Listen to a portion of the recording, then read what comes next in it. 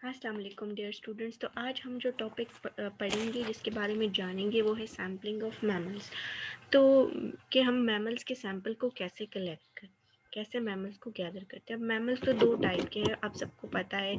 Small mammals हैं और इसके अलावा लार्ज मैमल्स हैं, ठीक है।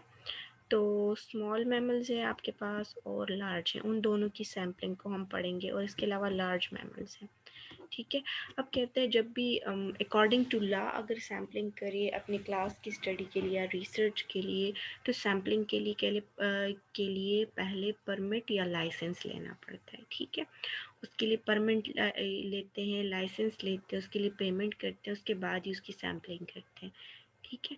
लेकिन यहाँ पे तो जो स्मॉल मैमल्स हैं उनके लिए कुछ ख़ास परमिट वगैरह लाइसेंस लिया नहीं जाता, लेकिन अकॉर्डिंग टू लॉ लेना चाहिए, ठीक है। So now we are coming to our topic कि कैसे हमने सैम्पलिंग करनी है मैमल्स की।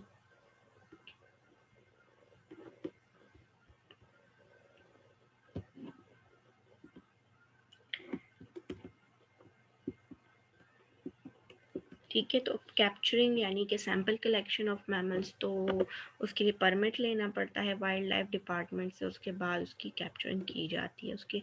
तो सबसे पहले स्मॉल मैमल्स जो है, तो उनको कैप्चर करने के भी दो तरीके हैं। एक उनकी लाइव कैप्चरिंग होती है, मतलब उनको ज़िंदा पकड़ लो, या फिर उनको डेड भी कैप्चर किया जाता है। अब क्लास के जो प्रोजेक्ट्स होते हैं, स्टडी प्रोजेक्ट्स जो स्टूडेंट्स के लिए होते हैं, उसके लिए अब ये ज़्यादा आसान है कि अगर आप छोटे पैमाने पे पढ़ रहे हैं, स्टडी कर रहे हैं, तो उसके लिए आप जो स्मॉल मैमल्स हैं उनको ज़िंदा ही कैप्चर करें।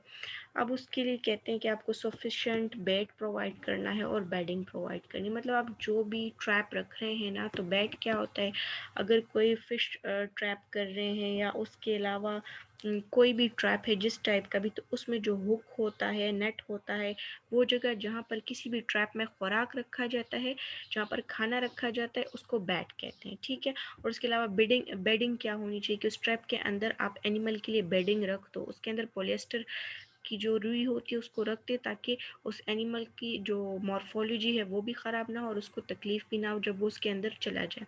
फिर आपने क्या करना है कि इस ट्रैप को टार का एक पेपर मिलता है, उससे कवर कर देना है, ठीक है।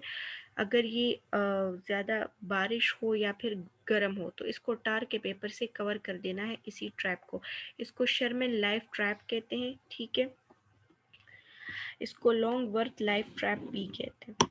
अब रोज़ाना आपने 2 मरतबा अपने ट्रैप को चेक करना है कि आया इसका टेम्परेचर बहुत ज़्यादा तो नहीं हो गया, आया इसका टेम्परेचर बहुत कम तो नहीं हो गया। अगर ये काफ़ी ज़्यादा गर्म हो जाए ट्रैप, क्योंकि मेटल का होता है, तो उसको बंद कर दे। अदरवाइज़ जो हमें लाइव कैप्चरिंग करनी है स्मॉल मैमल्स की, तो उनकी किलिंग हो जाएगी। इसके अलावा अगर सॉइल वगैरह लग जाए ट्रैपिंग एनिमल के साथ, तो क्या करना है कि उन अगर सॉइल वगैरह लग जाए तो क्या करना है कि उन एनिमल्स को फिर आपने उसके ट्रैप को क्लीन कर देना है। तो ये आपके पास लॉन्ग वर्थ लाइफ ट्रैप है, इसको शर्मन लाइफ ट्रैप भी कहते हैं, ठीक है। बैट क्या होता है, वो जगह जहाँ पर किसी भी ट्रैप में खुराक रखी जाती है, जैसे फड़के में माउस के लिए चीज़ या फिर ब्रेड या बिस्किट वगैरह रखे जाते हैं, ठीक है। तो ये जब लाइफ कैप्चरिंग करते हैं स्मॉल मैमल्स की, तो पहला तो ये ट्रैप हो गया शर्मन लाइफ ट्रैप। उसके अलावा अब आपने ट्रैपिंग कर ली, स्मॉल एनिमल्स को पकड़ लिया, अब उस एनिमल को आपने रिमूव करना है ट्रैप से।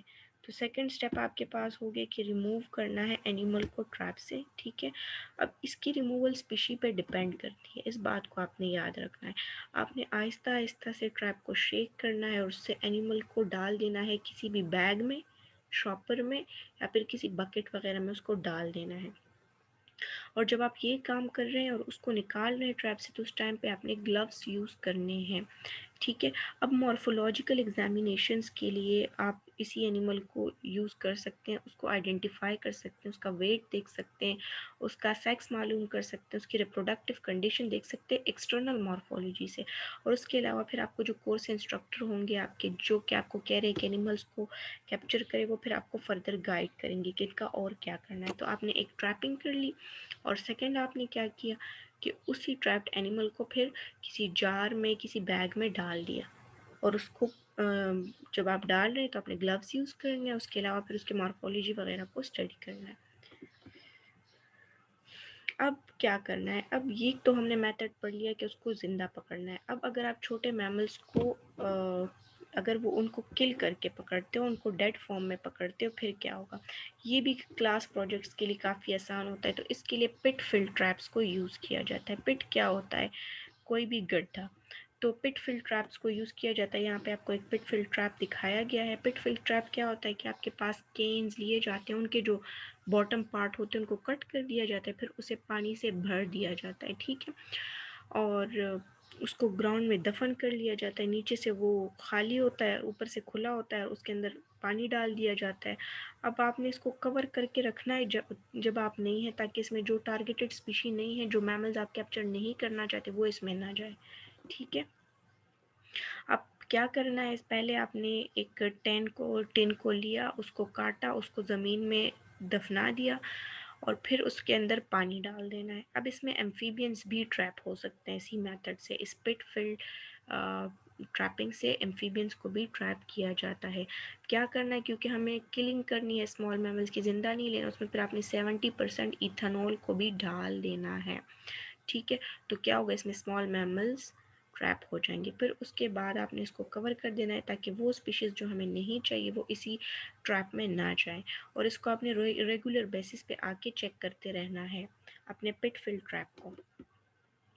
अब इसके अलावा किलिंग में आपके पास ब्रेक बैक ट्रैप्स होते हैं, जिसको आप कॉमनली कहते हैं पड़का चूहे मारने का, ये आप सबने देखा भी होगा। तो इसमें ब्रेक बैक माउस ट्रैप होता है। इसमें क्या करते हैं कि उनके जो वर्टिब्राई होते हैं माउसेस के, उसको तोड़ दिया जाता है। खासकर सर्विकल वर्टिब्राई जो इसके होते हैं वो डिस्लोकेट हो जाते हैं। सर्विकल वर्टिब्राई कौन से, वो बिल्कुल स्कल के नीचे जो वर्टिब्राई होता है ना, उसको सर्विकल वर्टिब्राई कहा जाता है नेक रीजन में। अब इससे क्या होता है, आपने इसको रेगुलरली चेक करना है। जब आप एक माउस को इस तरीके से ट्रैप कर लेंगे, उसके अलावा आपको इससे स्पीशी की इंफॉर्मेशन भी मिल जाएगी। वो तो आपने किलिंग कर ली, उसकी किलिंग डेफिनेटली हो जाएगी जब उसके वर्टिब्राई ब्रेक हो जाएंगे। फिर आप अब इस स्पेसिमेन की फिर आपने ऑटोप्सिस कर देनी है। अब ऑटोप्सिस क्या चीज़ है या ऑटोप्सी क्या है, इसको जब भी कोई कॉर्प्स है, मतलब कोई भी डेड एनिमल है या इंसान है, उसकी जब डायसेक्शन कहते हैं, उस प्रोसेस को ऑटोप्सी कहते हैं।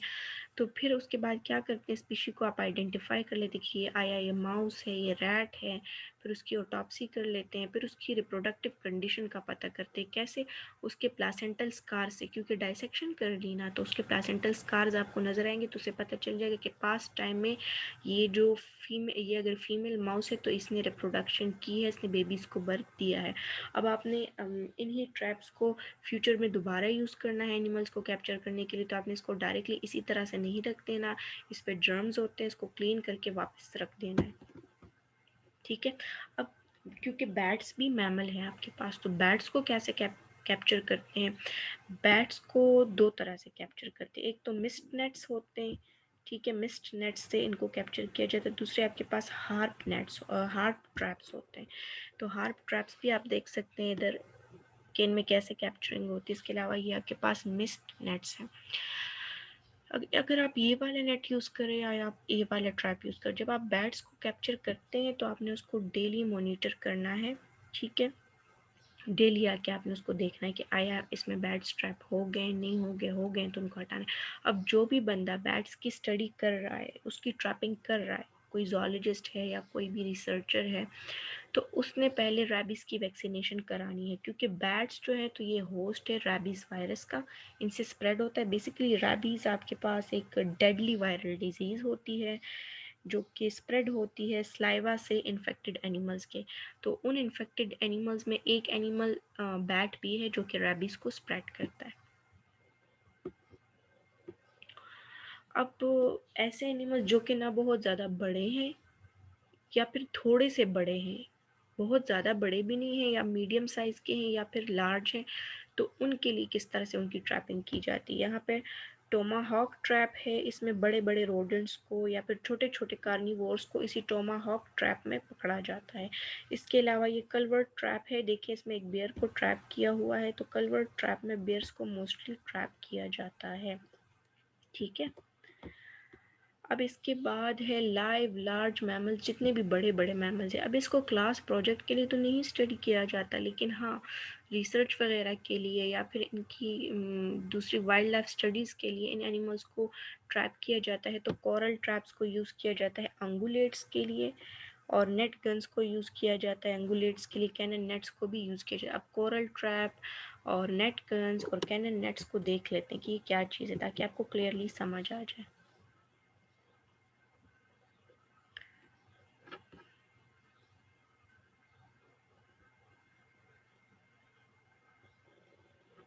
एक मिनट में आपको दिखा देती हूँ कोरल ट्रैप्स वगैरह। तो ये है कोरल ट्रैप्स, इसमें भी अंगुलेट्स को कैप्चर किया जाता है। इसके अलावा ये नेट गन्स हैं, ये इस तरह टाइप की गन होती है कि जिससे नेट निकलती है और वो डायरेक्टली जाके एनिमल को कैप्चर कर लेती है। इसके अलावा ये कैनन नेट्स हैं, इसमें भी एनिमल्स को काफ़ी कैप्चर किया जाता है, मोस्टली डिफरेंट एनिमल्स को। ठीक है,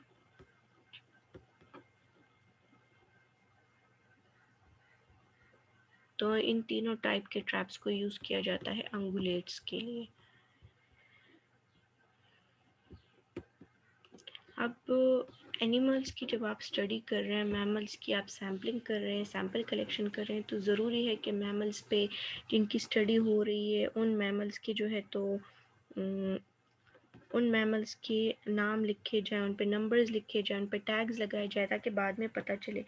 तो इसके लिए ऐसे आपके पास टैग्स होने चाहिए जिन पे नंबर ऑलरेडी लिखे हों, और प्लायर्स होने चाहिए। प्लायर्स क्या, बिल्कुल पलास की तरह के इंस्ट्रूमेंट होते हैं जिससे पर्सिंग की जाती है, मतलब कान में सुराख किया जाता है एनिमल्स का, और फिर उनमें नंबर टैग्स लगा दिए जाते हैं।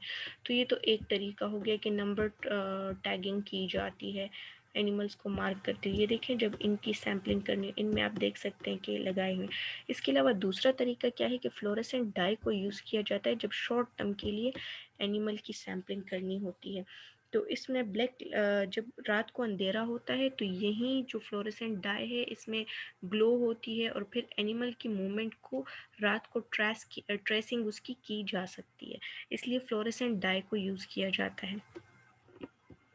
इसके अलावा रेडियो कॉलर्स को यूज़ किया जाता है मोस्टली एनिमल्स को ट्रेस करने के लिए, उनकी सैम्पलिंग करने के लिए, मैमल्स को, लार्ज मैमल्स को।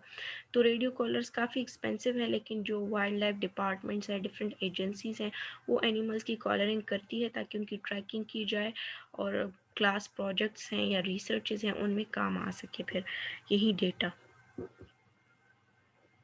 अब इसके अलावा एनिमल्स को मार्क कैसे किया जाता है।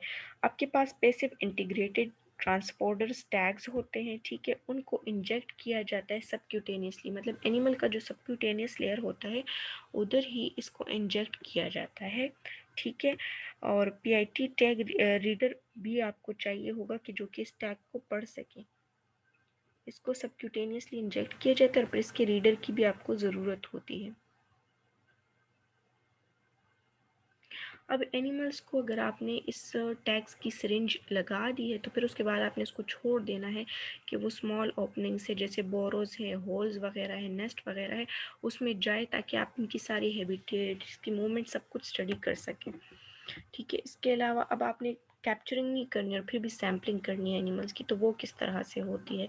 इसमें ट्रैकिंग में आपके पास ट्रैक प्लेट्स यूज़ होती हैं, ये ख़ास किस्म की प्लेट्स होती हैं, और इस पे सूट लगा होता है, मतलब वो जो कार्बन का धुआं सा या फिर उसका ब्लैक टाइप का मास होता है वो होता है। तो एनिमल अपना पाँव उससे उठाता है तो उसके पाँव के ट्रेसेस रह जाते हैं।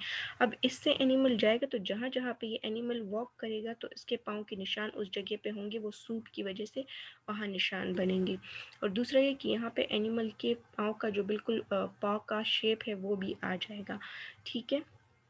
इसके अलावा ट्रांजिट्स किसे कहते हैं, ट्रांजिट्स उस एरिया को कहते हैं, उस पाथ को कहते हैं जहाँ पे हम काउंटिंग करते हैं या रिकॉर्ड्स देखते हैं कि एनिमल यहाँ से गुजरे हैं नहीं गुजरे।